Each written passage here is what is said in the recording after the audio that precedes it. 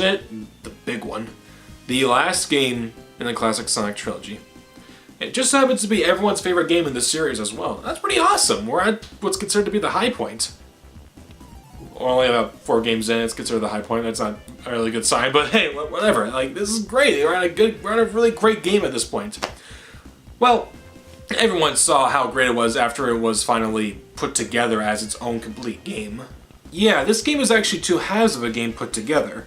We have Sonic 3 and Sonic & Knuckles. Both games look and play almost exactly the same, but some of you might notice this little nub on the top of the cartridge.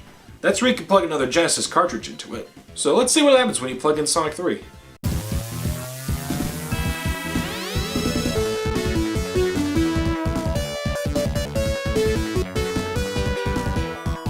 Well, shit, that's awesome! Yeah, when you plug in Sonic 3, you get the complete version of the game, titled Sonic 3 and Knuckles. Yeah, okay, the title could have used some work, but nonetheless, we have a case where we have 2 games that combine into one, adding up to a total of 13 levels. It's a lot of game to get through. But, does the sheer size of the game actually make it the best in the classic trilogy? Well, what do you say we finish up this Sonic Marathon? By playing Sonic's last game on the Sega Genesis. The game begins with our 2 heroes flying around when suddenly... No! I already made that joke! Okay, where was I? Oh, right. The 2 are flying around when they are suddenly stopped by another staple character in the Sonic series called Knuckles. I'm starting to see a trend here. Anyway, he somehow knocks Sonic out of his super mode and steals the emeralds. Isn't Super Sonic supposed to be invincible? You know, killing anything he touches and can't be harmed? Man, those fists can really pack a punch. Anyway, the 2 characters chase after him when they realize Dr. Robotnik is on the island. How? Well, apparently at the end of Sonic 2, we didn't destroy the Death Egg, it just floated down from orbit and crashed on Angel Island. Shouldn't the island be destroyed? I mean, you have the equivalent of a small moon. That's no moon, it's a space station. Likewise.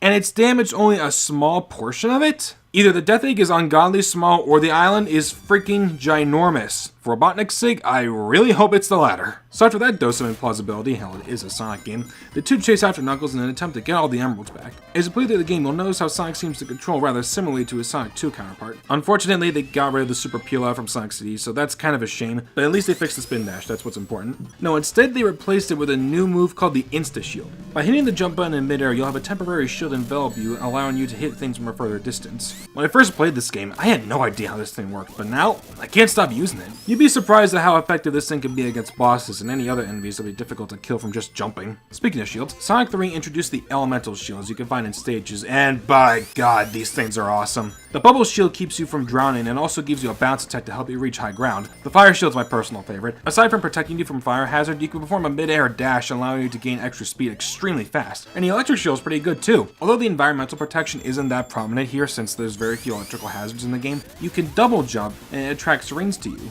With these added moves and powers, this is easily one of Sonic's most versatile movesets in the entire series. But with good control comes good levels, and holy shit, these levels are enormous. The stages up to this point have had a lot of secrets in them, but these, good God, you have so much stuff to find, from power-ups to an extra life to getting one of those special rings. Oh, yeah, the special stages are back, and folks, it feels good to finally say that these things aren't as annoying as they once were. You don't have to collect 50 rings to reach it, no acid trip mazes or half pipe or any other bullshit like that. All you have to do is find a special ring in the stage and jump into it. The stages this time require you to collect a certain amount of blue spheres without touching the red spheres. These are so much easier than the luck-based progression in Sonic 2, or a case of not having 50 rings by the end of the stage. So now getting all the emeralds is significantly easier. I can actually get Super Sonic in this version, which is awesome. Until you lose him at the halfway mark, so that kinda sucks. Oh, yeah, I guess I should get into this. Remember what I said about locking these games together so you can have all the levels available? Well, you also get some exclusive content as well as actually losing some content. And by some, I just mean one boss fight. I don't know why they got rid of Big Arms in this compilation. I'd say he's a pretty good mid-game boss. Better than the one that just goes up and down and only has a floating ball as its attack. At least this one can knock you out of your super form, which gives it a little more credibility in my book. As far as what's added to the Sonic 3 and Knuckles combo, we get another set of 7 emeralds to collect, called the Super Emeralds.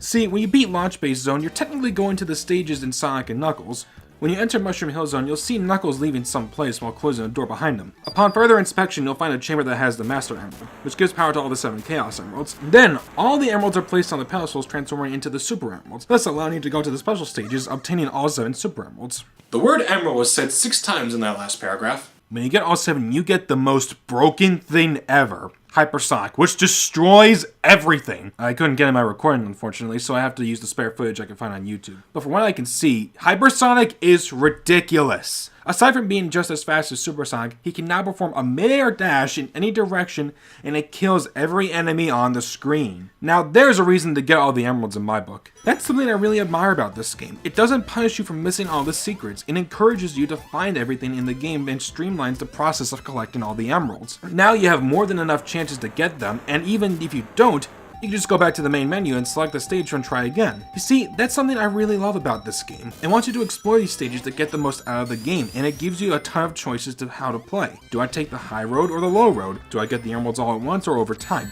Do I use this power-up or another? Do I speed through this level, or do I take the time to explore? The choices are yours, and yours alone. Thanks, Lomek. But yeah, you can tackle the game in almost any fashion you want, and it encourages you to replay the game. That's the key word here, replayability. My only issue with the levels is that some of them tend to go on a little longer than I would like them to. I even managed to run out the timer in Carnival Night Zone. Yes, there's actually a 10-minute time limit, and as far as I'm concerned, this is the only Sonic game where I've ever had that happen to me.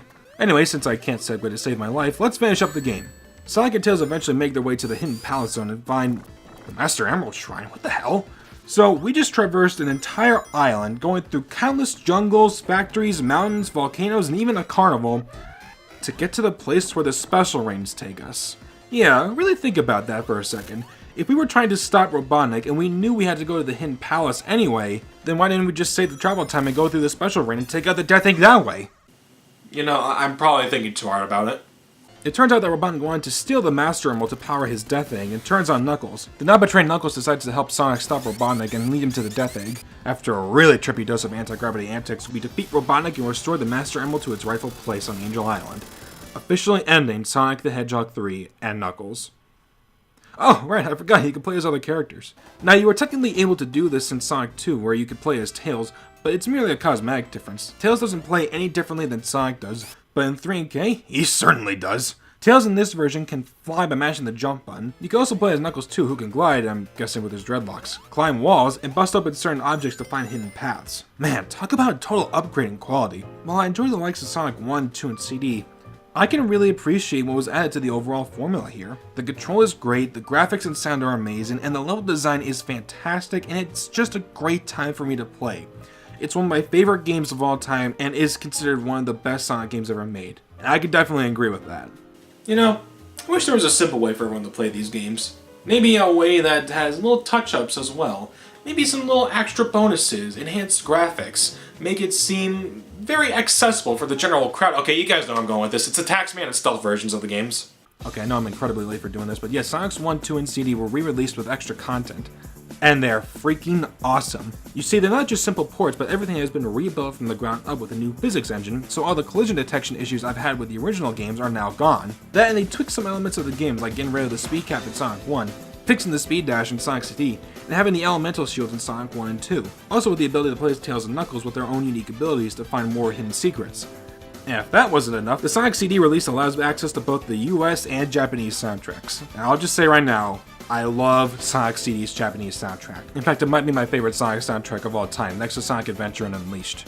With all these added bonuses, not to mention the $5 price tags, these are without doubt the definitive versions of the classic Sonic games, and I recommend you pick them up. Although I'm pretty sure a lot of you have already done that at this point. Seriously, these remakes have made me find a new appreciation for these games, and I now consider them some of my favorite games of all time. If you haven't played it yet, then try it out. Unfortunately, Sonics 1 and 2 are only available on iOS devices, which bums me out but isn't too bad. But thankfully you can get CD on PlayStation Network, Xbox Live Arcade, and Steam. This has been an enjoyable marathon, I gotta say. I can always go to these games for a good time. I look forward to when I get back to the series, and I can definitely tell you that I will act a lot differently when I get there. And I mean a lot differently.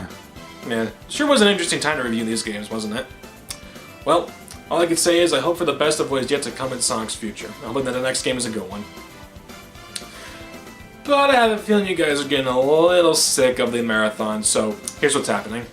The next marathon will be for the next 4 reviews, so until then, I'm going to have you guys select which marathon you would like me to do next. So what will it be? Will it be the first 5 console Zelda games, the Batman Arkham series, or the God of War trilogy? I'll announce the deadline when it happens, but I'm going to tell you right now, it's not going to be for a very long while. So go ahead, cast your votes. The link for the straw poll is in the description below, and make sure to choose the one you want me to review next. Anyway guys, I hope you enjoyed. Thank you all so much for watching, and as always, I'm Sean the Game Boy Zero, and I'll see you all next time.